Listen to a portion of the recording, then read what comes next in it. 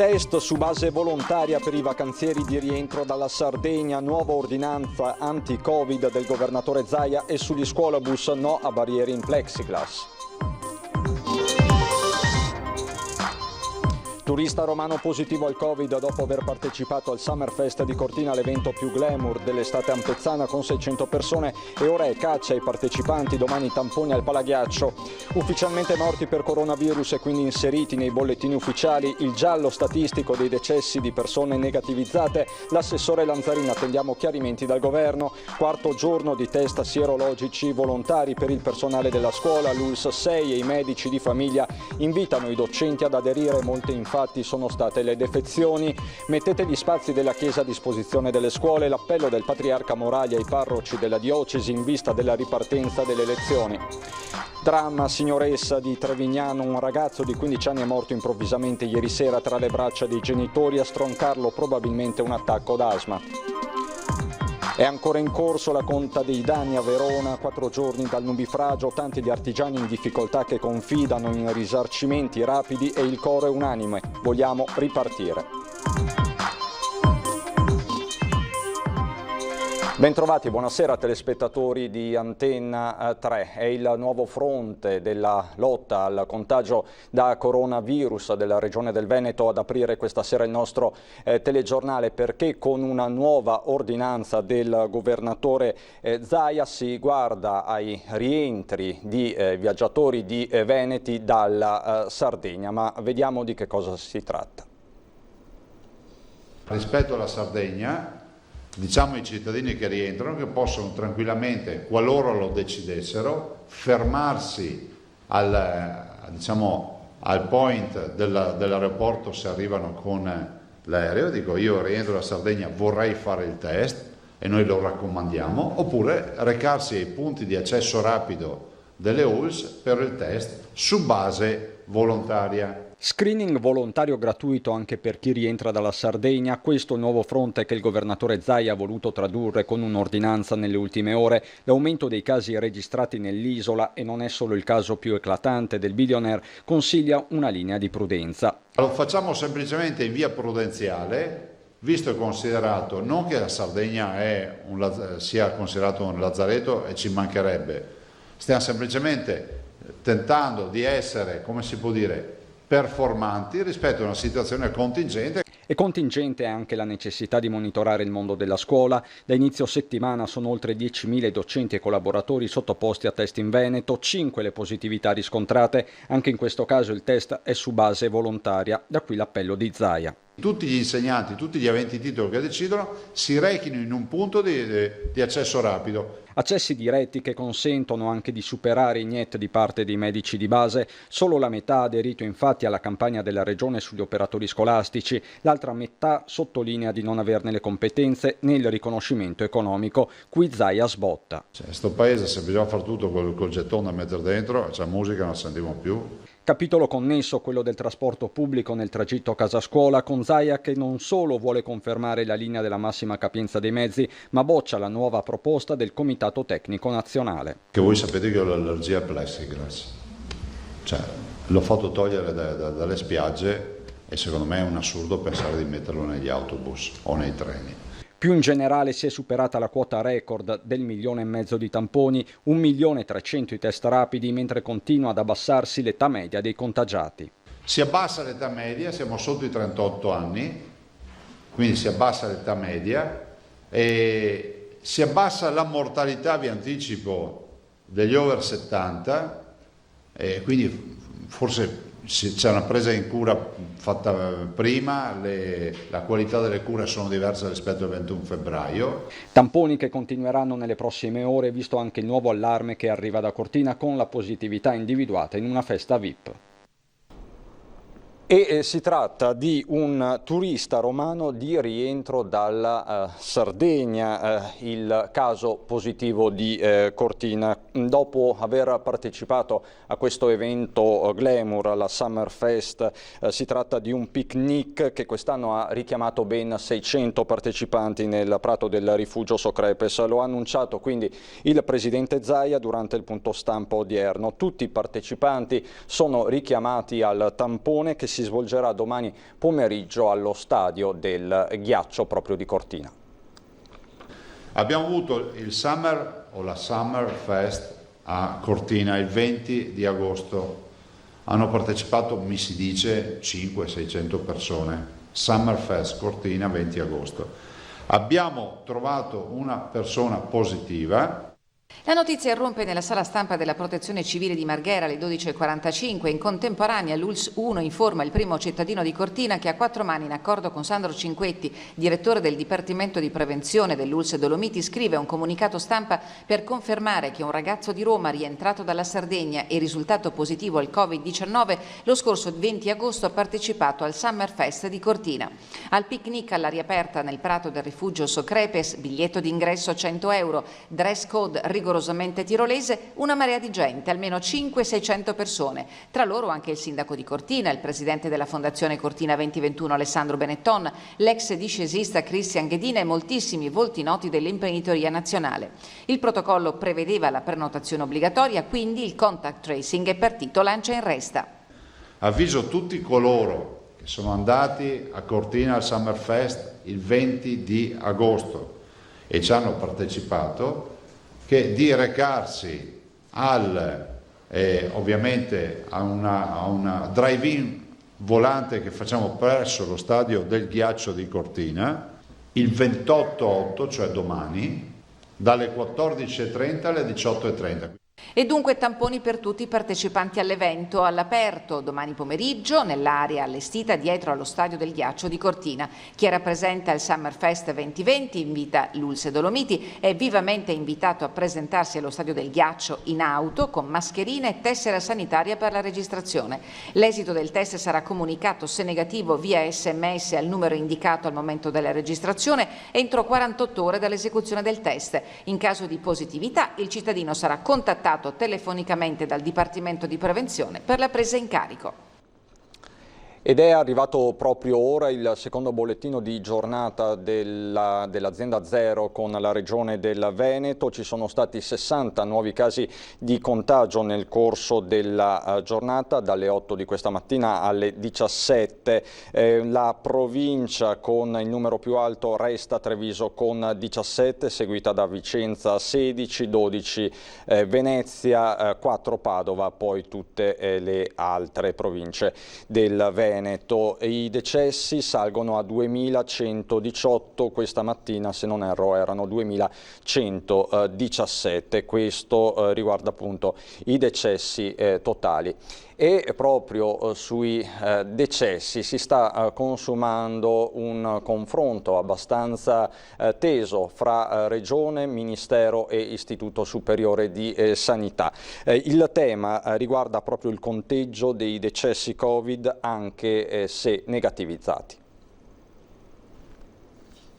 Ieri abbiamo avuto un confronto con la prevenzione con la dottoressa Russo che ha cercato di capire bene questa cosa, si è messa anche in contatto, quindi penso che nei prossimi giorni abbiamo coinvolto le altre regioni perché insomma se non ci sembra insomma un dato corretto questo, insomma che appunto una persona che si sia negativizzata e poi invece per un altro evento eccetera questa persona muore, venga conteggiata. Oggi però è quanto l'Istituto Superiore di Sanità chiede e quindi stiamo seguendo le stesse istruzioni, però è in corso un approfondimento tra regioni, quindi tra le prevenzioni delle regioni con l'Istituto Superiore di Sanità per chiarire questa partita. L'assessore regionale alla sanità ha spiegato le modalità di conteggio dei decessi per Covid all'indomani dell'introduzione delle 11 vittime registrate nel bollettino della regione, quasi tutte anziane morte sul territorio, non in ospedale negli ultimi giorni ma conteggiate successivamente. Questo perché su indicazione del Ministero della Sanità vanno registrati comunque come soggetti con infezione da Covid, anche se nel frattempo si sono negativizzati. Su questo, dice Lanzarin, si sta cercando di fare chiarezza. C'è oggi un'indicazione dell'Istituto Superiore di Sanità che dice che vanno conteggiati anche quelli che si sono negativizzati ma poi appunto hanno un evento che porta alla mortalità diverso perché sono riconducibili a quello che è stato appunto in precedenza e quant'altro. Siccome questa cosa non ci sembra corretta da un punto di vista, se vogliamo effettivamente ben focalizzare appunto e distinguere appunto le morti da coronavirus oppure correlate a coronavirus, a quella che poteva essere appunto l'ipotesi che tu facevi. C'è in discussione appunto un confronto con l'Istituto Superiore di Sanità e con le altre regioni per chiarire una volta per tutte questa partita e poi dare anche a voi le indicazioni corrette. Nel frattempo c'è da registrare un caso autoctono di dengue nel Vicentino, perché il laboratorio di microbiologia di Padova ha segnalato un caso di dengue in un paziente di 54 anni residente nel comune di Montecchio Maggiore. A seguito di indagini microbiologiche si è definito che si tratta di un caso autoctono di febbre e dengue, in quanto il soggetto non ha effettuato viaggi di recente all'estero, ma l'infezione è stata trasmessa dalla zanzara tigre, che è appunto un familiare rientrato a fine luglio dall'Indonesia, che in data odierna è stato confermato essere il caso indice. A comunicarlo è la stessa direzione prevenzione della regione del Veneto, che rassicura anche sullo stato di buona salute di tutti i familiari. Quindi un caso di dengue, lo ripetiamo, a Montecchio Maggiore nel Vicentino. Andiamo adesso nel Padovano, dove è stato quello di oggi il quarto giorno di test sierologici per il personale della scuola, con l'ULSS 6 che invita i docenti a prenotare lo screening. Molte sono però le defezioni. C'è un numero importante di insegnanti, cioè di persone, di operatori della scuola che hanno rifiutato. Mi risulta che persino che presi. Per adesso, per quelli che abbiamo contattato, circa un terzo ha detto di no. E qualcuno potrebbe averlo fatto anche perché è ancora in vacanza. È una risposta tiepida quella del personale della scuola Padovano, chiamato su base volontaria a sottoporsi ai test sierologici in vista dell'inizio dell'anno scolastico. Il dato arriva dai medici di famiglia che hanno aderito alla campagna e si sono messi a disposizione per effettuare lo screening nei propri ambulatori. Non sono mancati insegnanti, presidi e personale ATA che, contattati al telefono dal proprio medico, abbiano detto no. Ritengo che questa parte della società, questa professione sia una professione culturalmente elevata, che quindi senta la sensibilità di questa cosa.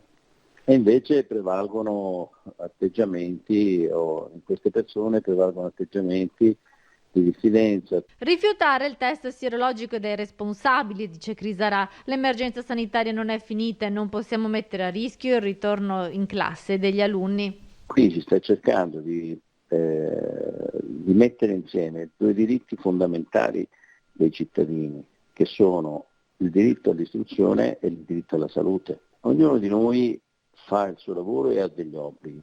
L'obbligo degli insegnanti è, oltre quello di insegnare, oltre alla loro materia, insegnare anche l'essere parte di una società civile. L'essere parte di una società civile significa che l'interesse collettivo deve prevalere sull'interesse dell'individuo. Sui tamponi e sulla necessità di effettuare tamponi si è soffermato oggi nel corso della nostra diretta il professor Fabrizio Pregliasco, che ha parlato di un vero e proprio modello veneto. Bisognerà seguire un po' le orme del Veneto, un po' in tutta Italia, di una massiva capacità diagnostica, nella speranza che di poter usare test rapidi per poter fare una discriminante rispetto a una sintomatologia. La linea tracciata dal Veneto dovrà essere adottata in tutta Italia, soprattutto in vista dell'autunno. Effettuare tamponi è quindi un imperativo categorico per Fabrizio Pregliasco, uno dei più noti virologi a livello nazionale. Più positivi individuiamo, più li controlliamo, meno contagiano, perché è un destino, lo sapevamo, focolai si sono visti e si susseguiranno nel prossimo futuro con lo sbalzo termico nascosti tra i casi di influenza, e quindi questa battaglia è una battaglia che dobbiamo continuare. Una battaglia che non può prescindere dalla regolamentazione dei flussi sui mezzi di trasporto, soprattutto nel tragitto casa-scuola, un nodo cruciale ma complicato per lo stesso Pregliasco. Il trasporto sarà, a mio avviso, l'elemento più complesso, perché davvero se non ci sarà disponibilità di maggiori spazi, di sistemi di divisione, di separazione all'interno degli scuolabus, il problema si porrà. Ma il virologo guarda anche ai cluster veneti, tra questi la Trevali di Vazzola e in generale i focolai aziendali. In un contesto lavorativo, agricolo, di un allevamento, già c'è caldo, ci sono condizioni di lavoro stringenti, però è proprio lì che il virus trova la facilità per diffondersi, lì in discoteca, ma appunto in luoghi dove c'è una vicinanza molto prolungata delle persone. E a proposito di discoteche, movida e giovani, il fronte è quello della sensibilizzazione. Giusto che si viva la vita serenamente, ma con quella giusta vigilanza e quel giusto buonsenso, e bisogna dirlo in termini propositivi ai giovani, senza in qualche modo proprio pesantemente redarguirli, perché non è un sistema per far sì che aderiscano a queste norme.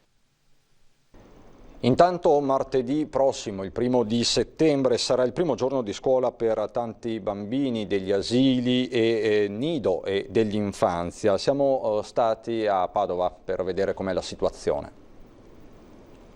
Toccherà ai più piccoli scolari padovani e ai loro genitori testare il ritorno in aula con le disposizioni del Ministero e dei Comuni per l'anno scolastico 2021. Martedì 1° settembre riapriranno i 18 asili nido e le 10 scuole dell'infanzia comunali. Invariato il rapporto tra educatrici e bambini, che rimane di 1 a 8. Le novità saranno quelle di una maggiore attenzione per la sanificazione, per la pulizia, per l'accoglienza dei bambini, che non entreranno più dallo spazio comune, ma ciascuno potendo dalla propria aula, quindi dall'esterno, verranno accompagnati dai genitori che naturalmente dovranno essere sottoposti anche loro alla misurazione della temperatura come i bambini. Il numero di persone che accompagneranno i piccoli all'asilo entrando dagli ingressi separati sarà il più possibile limitato e i nomi registrati e controllati periodicamente. Per rilevare la temperatura a bambini e genitori è previsto dell'altro personale. Il Comune di Padova prevede un aumento dei costi per pulizie e sanificazione del 30%, ma le rette cresceranno solo del valore dell'indice Istat. Cosa succederà in queste strutture se un piccolo dovesse avere sintomi di malattia? Scatta un protocollo che deve essere ratificato anche dall'USL e l'USL poi ci dirà che cosa dovremo fare in base anche quale è stato l'esito del tampone cui sarà stato sottoposto il bambino o la famiglia. Lettera pastorale del Patriarca di Venezia che ha incoraggiato sacerdoti e fedeli a una ripresa fiduciosa dopo il Covid alla luce della buona notizia del Vangelo. Intanto la Regione deroga per le chiese più grandi e dove è possibile mantenere il distanziamento al limite delle 200 persone a messa. Una lettera pastorale di straordinaria importanza è quella che il Patriarca di Venezia, Monsignor Francesco Moraglia, ha voluto inviare, in vista della ripresa dell'anno pastorale, ai sacerdoti e fedeli della diocesi, ma più in generale a tutti i veneziani. L'invito del Patriarca è quello di rimettersi in cammino con fiducia e ottimismo alla luce della buona notizia del Vangelo. La raccomandazione ai parroci è quella di mettere a disposizione, dove possibile e se richiesto, anche i locali del patronato, spazi a disposizione della parrocchia e perfino le chiese per favorire una ripresa dell'attività scolastica. Intanto la Regione Veneto è tra le prime in Italia ad erogare per le chiese più grandi e dove possibile mantenere il distanziamento al limite e contingentamento delle 200 persone a messa. Restano in vigore invece l'obbligo della mascherina e del distanziamento nelle celebrazioni liturgiche. Stadi e palazzetti dello sport, vertice domani mattina tra governo e presidenti delle regioni per stabilire le regole dell'accesso del pubblico ai grandi eventi sportivi. Da indiscrezioni si va verso l'apertura con una percentuale tra il 10 e il 15% di pubblico, ma con un tetto massimo. I primi interessati saranno i giocatori della Reyer impegnati in Supercoppa. La cronaca adesso ci porta a Signoressa di Trevignano, siamo quindi in provincia di Treviso per la morte a soli 15 anni di Filippo Monego. Tutta la comunità signorese in questo momento è avvolta nello sconcerto e nel dolore. Un ragazzo di 15 anni, una vita che comincia a sbocciare a 15 anni, quindi di conseguenza è qualcosa che non riesci né a immaginare né a spiegare. Filippo Monego avrebbe compiuto 16 anni l'11 novembre, tra poco più di 2 mesi. Una vita tutta da costruire, una strada ancora lunga da percorrere. Ieri sera è mancato improvvisamente all'affetto dei suoi cari, probabilmente a causa di un attacco di asma. Era in cura con il Ventolin, aveva anche passato da poco la visita di controllo con buon esito, stava bene, talmente bene da poter allentare le cure con cui conviveva ormai da anni. Ieri sera era stato a casa di amici, salvo poi tornare nella sua abitazione proprio perché aveva dimenticato il suo farmaco. Una volta insieme a mamma e papà ha iniziato a stare male, a respirare a fatica. Immediata la chiamata al 118. Quando gli operatori sono arrivati a casa le sue condizioni erano già gravi. I sanitari hanno cercato di rianimarlo, ma Filippo si è spento poco dopo tra le braccia di mamma e papà. Con loro anche nonna Luciana, uno dei primi volontari della Protezione Civile ANA di Signoressa. Era figlio unico Filippo, viveva in questa abitazione con la famiglia e la nonna. Già questa mattina, quando sono andato a portare la vicinanza di tutta la comunità di Trevignano, cioè delle 4 frazioni, non solo Signoressa, già c'erano conoscenti, amici di Signoressa, eccetera, che si stanno stringendo attorno alla famiglia. Penso questo è l'unico modo, sta lì vicino. La data dei funerali è già stata fissata, sabato alle 9:30 nella chiesa di Signoressa. Con tutta probabilità saranno celebrati in questo spazio all'aperto per dare la possibilità a più persone di accompagnare Filippo in quest'ultimo viaggio. Il ragazzo frequentava l'istituto Max Planck di Lancenigo ed era molto attivo nel circolo Noi del paese e proprio all'oratorio è prevista venerdì sera una veglia di preghiera. Vedremo di organizzare insieme col parroco, con la famiglia, eccetera, la cerimonia che sia più adeguata possibile per dare un saluto a un caro ragazzo e a un pezzo di una comunità che si spegne ma che comunque rimarrà sempre nei nostri cuori. Niente fiori ha chiesto la famiglia, ma donazioni al reparto di pediatria di Treviso. Adesso per noi c'è la pubblicità, a dopo.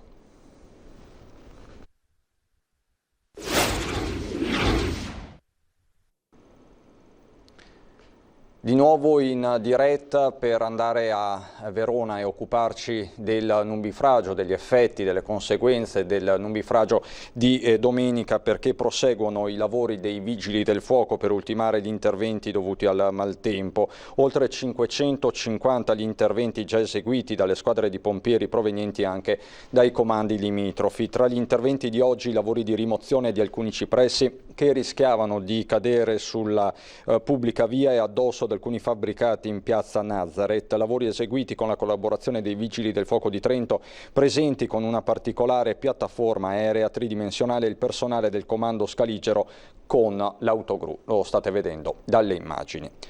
E rimaniamo a Verona, dove è ancora in corso la conta dei danni, tanti gli artigiani in difficoltà, ma dalla Confartigianato arriva l'appello a documentare i danni e dicono sempre gli artigiani: vogliamo ripartire, ma sentiamo. C'è tanta voglia, c'era tanta voglia e c'è tanta voglia di riprendersi, di ricominciare a lavorare. Chiaro che anche questo è un altro handicap che può fare male. Allora il messaggio che mi sento di lanciare a chi ha avuto problemi, chi ha avuto danni, soprattutto nelle proprie imprese, è di contattarci, di mettersi in contatto con noi, con la Confartigianato, e così possiamo anche magari indirizzare su quelle che sono le possibilità di aiuto che ci saranno insomma in futuro, e spero, come dicevo prima, il più presto possibile. Noi ci stiamo attivando in tal senso. Devo dire che ho avuto anche da parte di molte consorelle della Confartigianato di altre province la solidarietà e la vicinanza, e quindi siamo adesso in attesa appunto di fare una fotografia ben precisa di quello che è avvenuto a livello di danni e poi sicuramente cercare di aiutare queste imprese che, come diceva giustamente prima, si erano appena rimboccate le maniche per ricominciare. E ci attende un altro weekend di instabilità, da domani allerta gialla, ma vediamo nei dettagli con le nostre previsioni del tempo. È tutto per questa edizione regionale, buon proseguimento di serata.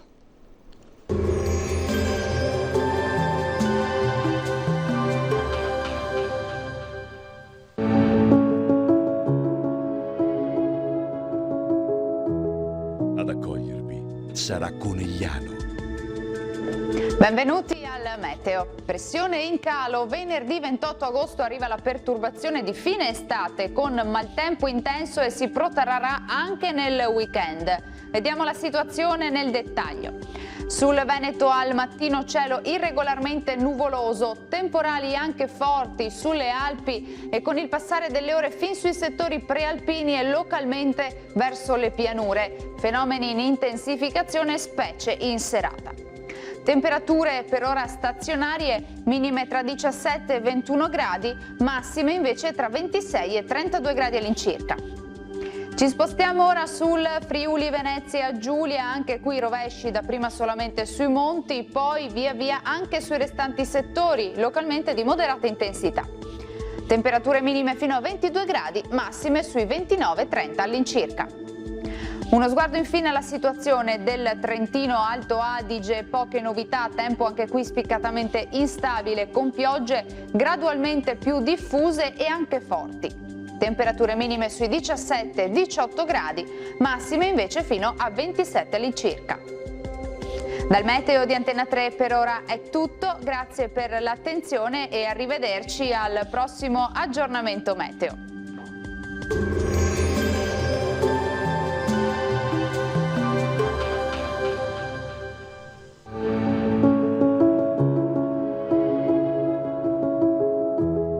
Ad accogliervi sarà Conegliano,